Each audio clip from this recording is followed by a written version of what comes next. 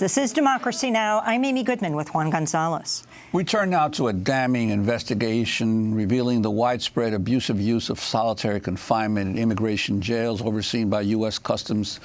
Immigration and Customs Enforcement.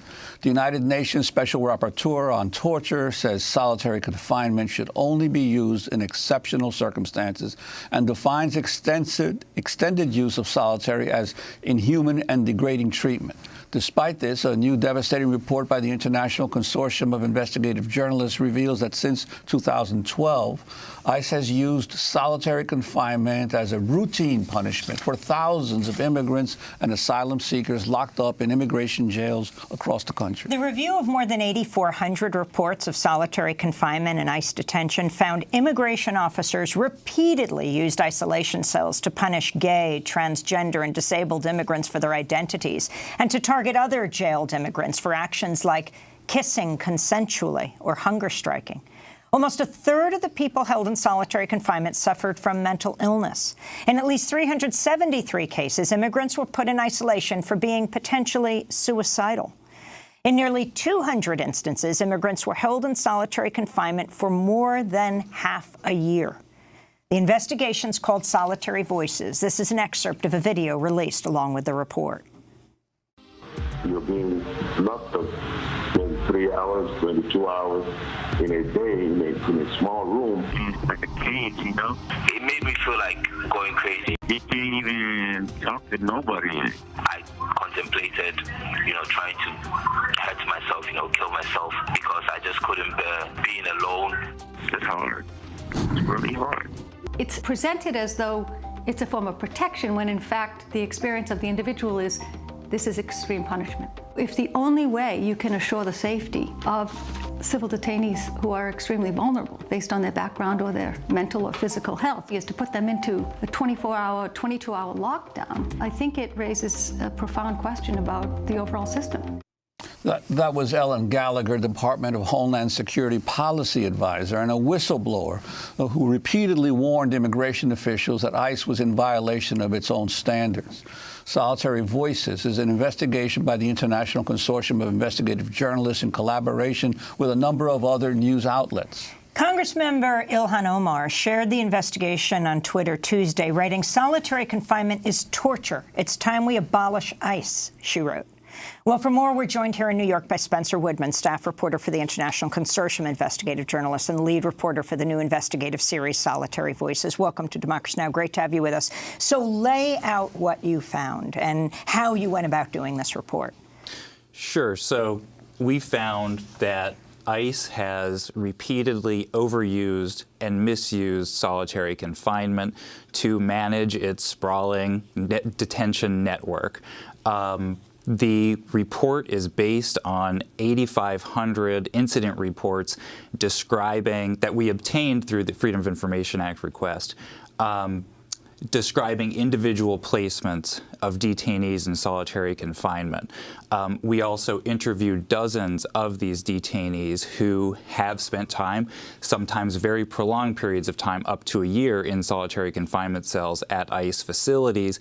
And along the way, we got wind of a whistleblower who has a supervisory role within the Department of Homeland Security, who has for years been trying to affect change internally through formal whistleblowing channels at DHS with little luck. And yesterday she came out publicly for the first time to tell her story. Now, most Americans are not aware that people being held by ICE in these detention facilities, these are basically, they're under civil penalties. They're not under, they're not being detained for crimes necessarily, right? Can you talk about the distinction and the importance of that in terms of solitary? That's right. Under U.S. law, and the Supreme Court has repeatedly affirmed this, civil detention cannot be used as a for any form of punishment. It's not punitive in nature. And what we're seeing in immigrant detention in the United States are highly punishing forms of solitary confinement being used on detainees routinely and in many cases as a first resort to manage these facilities.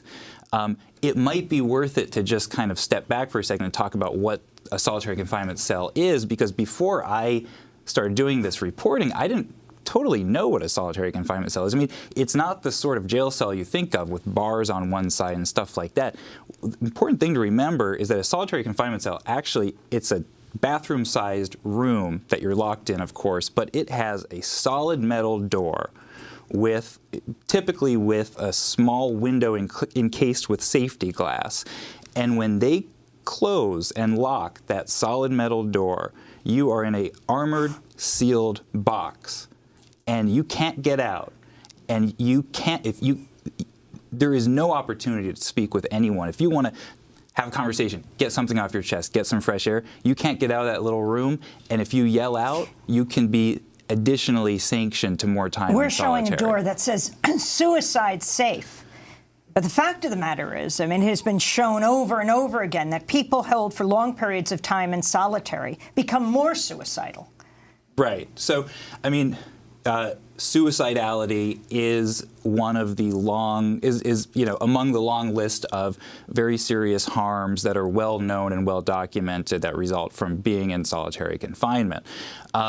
One of the things that was quite striking that we came across were hundreds of reports of detainees becoming suicidal in solitary confinement, and then because of their suicidal impulses or even suicide attempts in solitary confinement, being moved to another solitary confinement cell designed to manage suicidal detainees, which are some of these cells are actually more harsh than the cells that drove these detainees to attempt suicide in the first place. Tell us a little bit about how you got onto this story, because you had initially filed a Freedom of Information request and had gone for a couple of years without any response, and why it was necessary to have an international group of journalists throughout Latin America participate in the uncovering of a story that was basically here in the United States.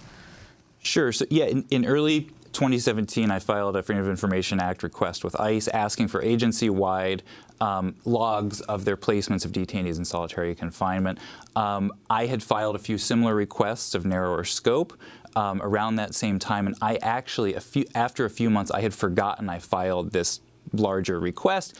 And about 2 years later, I opened my mailbox to find a letter from ICE with a CD containing a huge trove of thousands and thousands of these incident reports. So that is what basically started the investigation. And ICIJ, where I work, we typically partner with international news organizations to do stories that cross borders. You did the Panama Papers. We did the Panama Papers.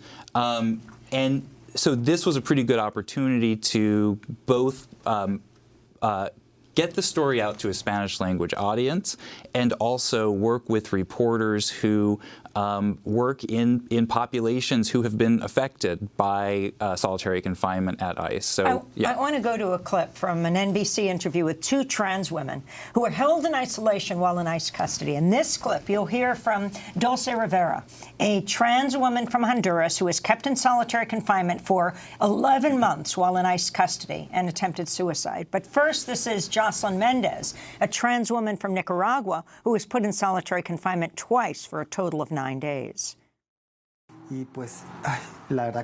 And well, the truth is, what I went through in there is something I don't even wish on my worst enemy.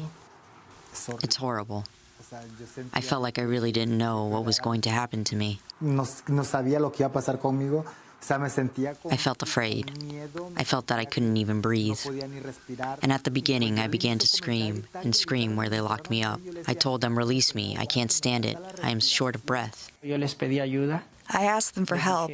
I told them, I need to see a psychologist. I need to see a psychologist. And what happened is that the guard's response was no. So then I decided to tie a piece of blanket to the window above. And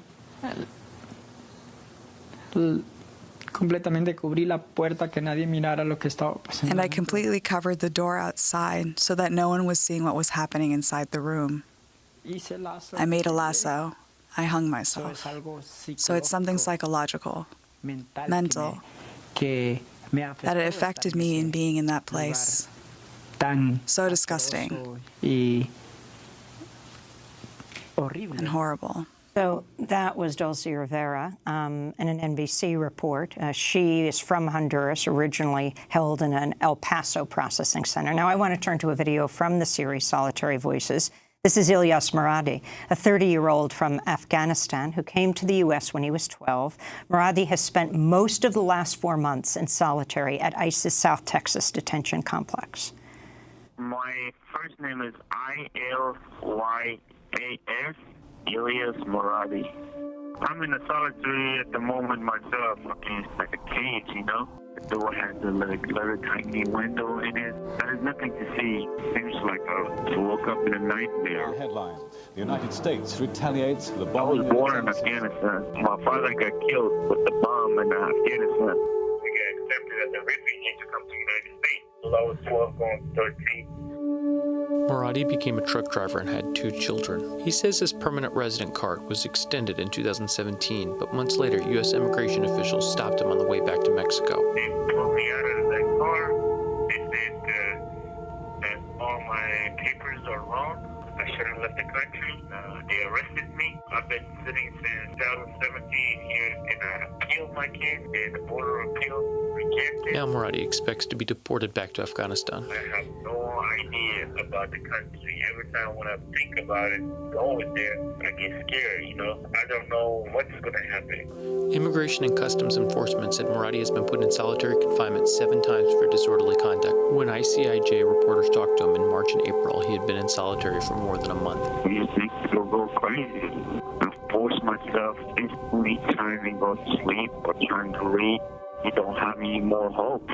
On April 17th, Muradi was briefly released from isolation. On April 26th, he was locked up again for threatening a staff member and other misconduct, ICE said. Sometimes you just sit down and be sad and cry. You are 20 to 22 hours a day in the cell by yourself. You get to go outside and there's like a little box. All you can see is the sky. Everything else is 4 walls. And all I see is one's gonna be the day I can be free, so I don't have to see these walls in front of me, so I can just see freedom. And that's Ilyas Muradi, 30-year-old from Afghanistan, has been in this country since he was 12 years old, spent most of the last 4 months in solitary in ICE's South Texas detention complex. And Spencer, we're listening to him on the telephone. Explain how you even recorded this. So Ilyas called me, and, you know, detainees who are put in solitary confinement, their privileges can be severely curtailed. They can, at some point, get access to phone privileges. So that basically means a detention officer hands a phone through the meal slot in that solid metal door and allows them to talk on the phone, usually kind of huddled up to the door because the phone cord isn't very long. So that was him, that was Ilyas Muradi in his solitary confinement cell talking to me. You know, it's worth noting that people who are already in psychological distress are much more prone to the worst harms of solitary confinement. And a lot of people in immigration detention are under a lot of stresses. I mean, they've been, in many cases, separated from their families. In a lot of cases, they're pending removal back to countries where they might not be safe. So this is the case of Ilyas Muradi, and, you know, the psychological decompensation that happens in solitary confinement was pretty obvious talking to him. There were certain points where he broke down and he wasn't really able to have a conversation. And that kind of that difficulty socializing and just that basic emotional distress we found over and over again when we talked to particularly people in solitary confinement, the difficulty to even have a conversation. Well, we're going to have to leave it there, but we will link to your piece. Spencer Woodman, a staff reporter for the International Consortium of Investigative Journalists, lead reporter on this new investigative series, Solitary Voices, on the widespread misuse of solitary confinement in ICE detention centers. When we come back, we'll look at how a predatory lending scheme has put many New York taxi drivers into debilitating debt, creating a system that's been likened to modern-day indentured servitude. Back in 30 seconds.